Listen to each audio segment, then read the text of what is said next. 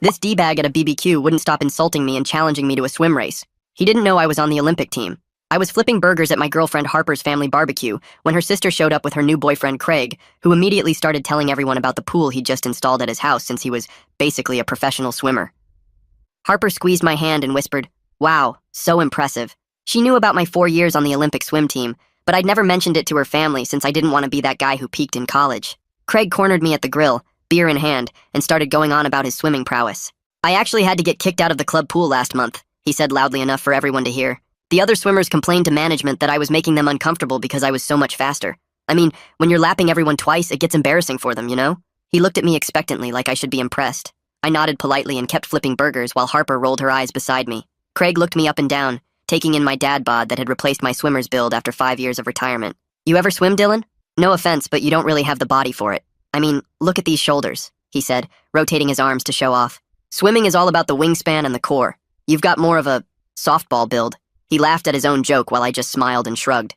Harper's sister tried to change the subject, but Craig was just getting started. "It's not your fault, man.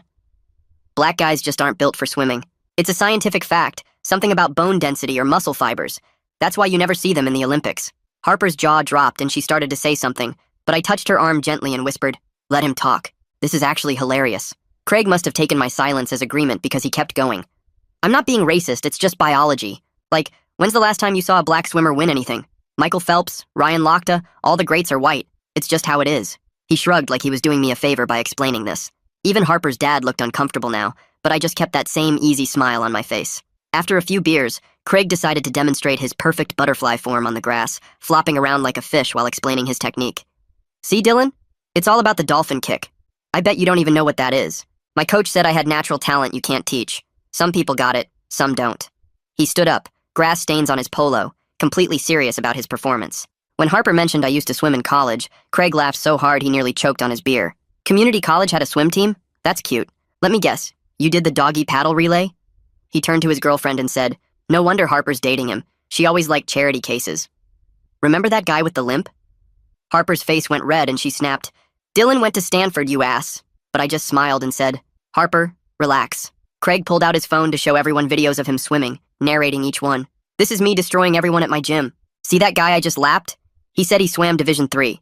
Pathetic." Then he turned to me and said, "Dylan probably thinks the shallow end is an accomplishment. Different leagues, bro. I'm talking about real swimming, not whatever you did at the YMCA." The videos were clearly sped up, but I didn't bother pointing it out. The afternoon got worse when Craig started lying about his times, claiming he could swim a 50-meter freestyle in under 20 seconds, which would be a world record. "I never went pro because I make too much money in sales. Why make pennies swimming when I can afford my own pool?" "Dylan, what do you do again? Harper mentioned something about coaching kids. What do you coach them in, burger flipping?" He gestured at the grill and laughed. "That's sweet, though, giving back to the community since you never made it yourself." I actually laughed at that one because the irony was too perfect. Finally, Craig had drunk enough to issue his challenge. He stood up, swaying slightly, and announced to everyone, "You know what? Let's settle this right now. Dylan, get in my pool and race me, right now. Unless you're scared to lose in front of your girl." He pulled off his shirt dramatically. "Come on, man.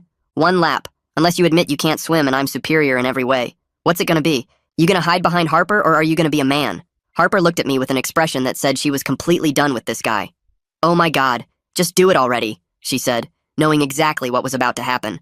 Craig stood there smirking, thinking he was about to humiliate me in front of everyone, having no idea he'd just challenged someone with 4 NCAA titles and an Olympic trials record that still hadn't been broken. So I said, "Sure, man. 1 lap." Craig grabbed his keys off the table and started walking toward his car, while everyone else looked at each other trying to figure out the logistics. Harper's dad stepped in and took the keys from Craig's hand, saying nobody was riding with someone who'd been drinking that much. Craig protested, but his girlfriend grabbed his arm and steered him toward her car, while Harper and I headed to mine with her parents following in theirs.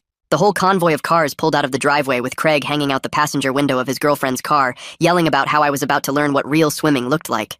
Harper squeezed my hand tight as we drove and whispered she couldn't wait to see his face when he realized what he'd gotten himself into. I kept my eyes on the road and focused on staying calm, because even though it had been 5 years since I'd competed seriously, my body still remembered what it felt like to destroy someone in the water. Craig's house was only 10 minutes away, and when we pulled up, I had to admit his pool setup was actually pretty nice. The pool stretched 25 yards with proper lane lines and everything, though I could tell from the way the lane ropes sat loose that he probably never bothered setting them up right. Craig immediately started his tour explaining how he'd personally designed every aspect for optimal training conditions and maximum speed development. He pointed at the shallow end, saying that's where beginners usually stayed, and then gestured at the deep end where real swimmers trained. Everyone just wanted to see the race happen, but Craig kept going on about the filtration system and the special tiles he'd chosen, and how the depth was perfect for generating the right kind of waves.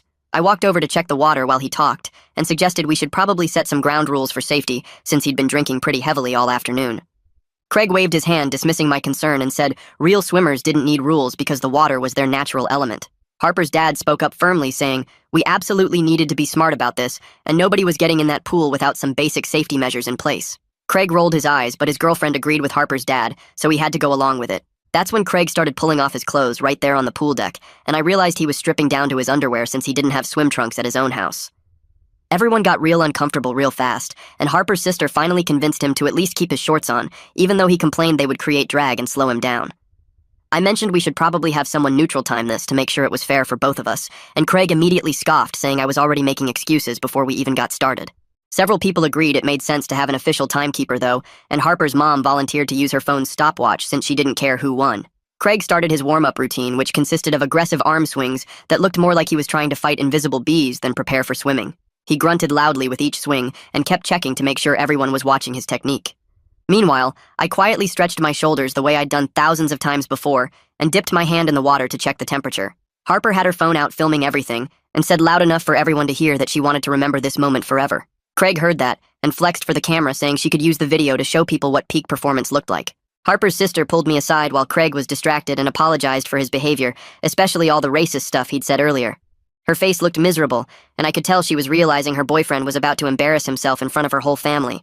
I told her it wasn't her fault, and that Craig seemed to have some issues he needed to work through, but she still looked like she wanted to disappear. Craig called me back over and started explaining the rules to me like I was a 5-year-old who'd never been in a pool before. He used his hands to show me that one lap meant down to the other end and back, and that we'd be doing freestyle, which meant any stroke I wanted as long as I didn't touch the bottom or the lane lines. I nodded along patiently, while Harper stood behind him, barely containing her laughter at how ridiculous this whole thing was. Craig kept going, explaining that we'd start in the water since he didn't have starting blocks, and that meant pushing off the wall when someone said go. More people from the BBQ started showing up to watch, and Craig immediately played to the crowd, saying he'd try not to lap me, but sometimes his competitive nature just took over. Someone mentioned they should probably have towels ready for afterward, and I appreciated that at least a few people were being practical about this whole situation.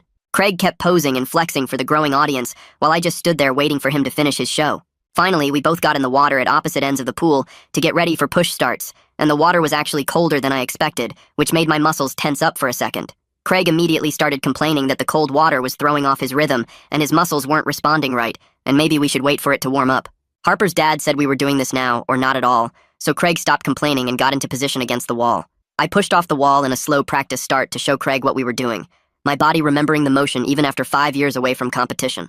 Craig watched me glide halfway across the pool before he tried his own practice start, which was basically him shoving off the wall with his feet while his arms flailed around randomly. He came up sputtering after 3 strokes and said he was just warming up and the real one would be different. Harper's dad stepped forward and offered to do the countdown for us since we needed someone neutral to call the start. Craig immediately demanded that we go on go instead of 3, because that's how real races work according to him. I nodded and agreed to whatever made him comfortable since it wouldn't change the outcome anyway. Harper grabbed my arm and pulled me to the side of the pool for a second, while Craig was adjusting his shorts. She asked if I was really okay doing this since Craig had been drinking and might try something stupid in the water. I told her I'd dealt with way worse at actual competitions, and one drunk guy wasn't going to be a problem. She squeezed my hand and went back to stand with her family, while Craig started doing more of his weird arm circles. Imani Wade, who was one of Harper's family friends, stepped forward with her phone and volunteered to time the race since she didn't know either of us that well. She positioned herself at what would be the finish line and pulled up the stopwatch app to get ready. Craig started arguing that we should do 50 yards, which meant down and back, but he nearly tripped just walking along the pool edge.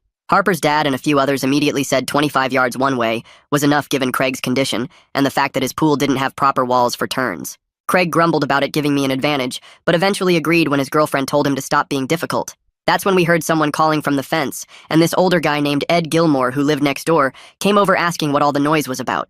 When someone explained we were having a swimming race, Ed disappeared for a minute, then came back with an actual stopwatch from his garage. He said he used to time his grandson's swim meets and offered to help time as a completely neutral party since he didn't know either of us. Now we had 2 timekeepers, which made this whole thing feel more official than it needed to be. A couple of the teenagers started pulling pool toys and floating beer cans out of the lanes, while Craig and I took a few easy strokes to warm up. My warm-up was just smooth freestyle to get a feel for the water temperature and distance, while Craig's looked like he was trying to beat the water into submission. Every stroke sent huge splashes everywhere, and his legs kicked so wide that he almost hit the lane line with every movement. Harper's dad gathered everyone together and said he wanted this to stay respectful with no trash talk during the actual race. Harper's sister looked grateful that her dad was trying to keep things civil, even though Craig muttered something about not needing anyone to protect him. Then Craig started up again with his racist garbage, saying black people can't swim because of science and offering to give me a 5-second head start. Before I could respond, Imani shut him down hard with actual facts about Cullen Jones winning Olympic gold and Simone Manuel breaking records that stood for years. She told Craig his science was just ignorance, and maybe he should learn some actual history before opening his mouth. Craig's face got red, and he mumbled something about exceptions to the rule, but everyone was clearly done listening to him. I caught Harper's eye across the pool, and she gave me a small nod that said she understood this was about more than just winning a race now. The crowd had grown to about 15 people, all standing around the pool edge, waiting to see what would happen next. Someone had even brought out more towels and set them on the chairs, which I thought was pretty practical considering how this was likely to end. Craig kept stretching and posing like he was at the Olympics himself, while I just stood quietly in the water getting my breathing ready. The water felt good against my skin, and my muscles were starting to remember what they used to do every single day for years. Ed and Imani compared their timing devices to make sure they were synced up and ready to go. Harper's dad asked us both one more time if we were ready to do this safely and responsibly. Craig rolled his eyes and said he was born ready, while I just nodded and got into position at the wall. My hands gripped the pool edge the same way they had hundreds of times before in actual competitions that mattered. Craig tried to copy my position, but his form was all wrong with his butt too high and his head looking straight ahead instead of down. The whole crowd went quiet as Harper's dad raised his hand to start the countdown, and I felt that familiar calm wash over me that always came right before a race. Craig suddenly stood up and started pounding his chest with both fists like some kind of gorilla while making these loud whooping noises that echoed across the pool area. Everyone just stared at him as he kept beating his chest harder and harder, his face turning red from the effort and the alcohol. Harper's mom covered her mouth with her hand, and I heard one of the cousins whisper something about calling an Uber for him later. Craig finished his display by throwing his arms up and letting out this primal scream that made the neighbor's dog start barking from 2 houses over. He stumbled slightly as he got back into position at the pool edge, still breathing heavy from his performance. Harper's dad cleared his throat and raised his hand again to start the countdown, speaking clearly and slowly so there would be no confusion. "On your marks," he said, and we both gripped the pool edge with our fingers curled under the lip. "Get set," he continued, and I coiled my muscles like a spring while Craig just kind of crouched awkwardly. Harper's dad took a breath and started to say go, but Craig launched himself into the water before the word even left his mouth. Water exploded everywhere as Craig thrashed into the pool, while Ed immediately called out, "False start!" and waved his arms to stop everything.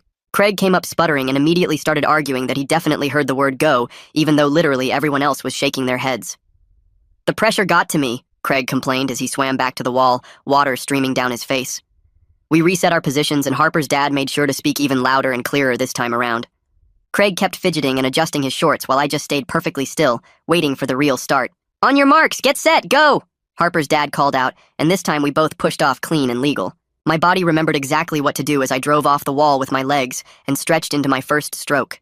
The water felt perfect against my skin as I pulled through with my right arm, then my left, finding that rhythm I'd practiced thousands of times. Craig was already creating massive splashes next to me, his arms windmilling through the water like he was trying to fight off a swarm of bees. By my 5th stroke, my muscle memory had completely taken over, and I was gliding through the water like the past 5 years had never happened. I could hear the muffled cheers from above the water as I smoothly rotated my body with each stroke, my kick steady and controlled. Craig's splashing got louder and more desperate as I pulled ahead, his breathing getting ragged and gasping with every stroke attempt. I touched the wall with a smooth reach and stood up calmly while Craig was still struggling through the last 5 yards. He finally slapped the wall with both hands, gasping and wheezing like he'd just run a marathon instead of swimming 25 yards. Ed called out the times clearly for everyone to hear. Mine was actually pretty decent considering I hadn't trained in years, while Craig's was about what you'd expect from someone who could barely swim. Craig immediately grabbed the pool edge and started making excuses between gasps for air. "The beer threw off my balance," he wheezed, then added something about his stomach being too full from the burgers. He clutched his side dramatically and claimed he'd gotten a sudden cramp halfway through, which explained everything apparently. Before anyone could respond, Craig pushed off the wall and declared that freestyle wasn't his best stroke anyway. "Butterfly," he announced, still breathing heavy. "That's my signature stroke. Let's go again with butterfly." Harper's sister tried to grab his arm and tell him to stop, but he was already insisting that butterfly was where his true talent showed. Several people pointed out that butterfly while drunk could actually be dangerous, but Craig waved them off with water flying from his hands. Harper's dad suggested we should only go the width of the pool for safety if we were really doing butterfly. Craig complained that the shorter distance gave me an advantage somehow, but finally agreed when everyone insisted on safety first. We moved to the side of the pool where it was only about 15 feet across instead of the full 25-yard length. Craig kept trying to demonstrate his butterfly technique while standing in the water. his arms swinging wildly and hitting the water with loud slaps. I just waited quietly at the wall, knowing exactly how this was about to go down. Ed and Imani repositioned themselves at the opposite side with their timing devices, ready for the widthwise sprint. Harper's dad gave us another countdown, and we pushed off for the butterfly demonstration. I kept my form tight and controlled, my arms sweeping forward together while my legs did the dolphin kick I'd perfected years ago. Craig managed maybe 2 actual butterfly strokes before his coordination completely fell apart, and he started doing something that looked like a mix between doggy paddle and actually drowning. Water went everywhere as he thrashed and gasped, his arms moving at different times and his legs kicking randomly. I touched the far wall without even needing to take a breath while Craig was still flailing in the middle of the pool. He finally made it to the wall and clung to it with both hands, coughing and spitting out water. Craig's face was bright red as he started yelling that Ed must have messed up the timing somehow. Ed calmly read out both times again from his stopwatch and even showed Craig the display. Even Craig couldn't argue with a 12-second difference in a widthwise sprint that should have taken maybe 8 seconds total. Harper's sister finally lost it and grabbed Craig by the arm, pulling him away from the pool while water dripped everywhere. We could all hear her telling him he was embarrassing both himself and her in front of her entire family. Craig kept insisting the pool must be different dimensions than what he ordered, which made absolutely no sense to anyone listening. He tried to pull away from her to measure the pool, but she kept dragging him toward the chairs. Harper came over to me as I climbed out of the pool and grabbed the towel someone handed me. She whispered quickly that I shouldn't say anything about my Olympic background yet, because she wanted Craig to stew in his loss without having that excuse. I nodded and walked back over to where we'd left the grill area earlier, grabbing a cold beer from the cooler. Everyone else stayed by the pool discussing what had just happened, their voices carrying across the yard as Craig continued his complaints about pool dimensions and false starts. Craig stumbled back over to where I stood drying off with the towel, his face still red from both the exertion and embarrassment. He cleared his throat and said, "I swam pretty good for someone who never competed," which made everyone within earshot stop talking. I set down my beer and looked him straight in the eye. I told him calmly that his comments about black swimmers were racist and completely wrong. The whole group went dead quiet as I kept my voice steady and explained that claiming black people can't swim because of biology is ignorant. I mentioned that plenty of black swimmers have won Olympic medals and broken world records. Craig's mouth opened and closed like he wanted to argue, but couldn't find the words. Imani stepped forward from where she'd been timing and backed me up immediately. She suggested Craig should apologize for the racist garbage he'd been spewing, not just the trash talk about swimming. Harper's dad moved closer and crossed his arms, his voice firm when he said there wouldn't be any more comments like that at his house. He made it crystal clear to everyone that racism wasn't welcome here. Period. Craig looked around for support, but found none, even his girlfriend turning away from him. Someone turned the music back on to break the tension, and people started drifting away from the pool area. Groups reformed around the food tables and grill, conversations resuming at lower volumes. I walked back to the grill and picked up the spatula, flipping the burgers that had been sitting there untouched. People kept coming up to me one by one, quietly saying they were impressed with my swimming and how I'd handled everything. A couple of Harper's cousins mentioned they had no idea I could swim like that. Her aunt patted my shoulder and whispered that Craig had it coming. I just nodded and thanked them, focusing on getting the food ready since people were getting hungry. Harper found me at the grill, and we had a quiet moment away from everyone else.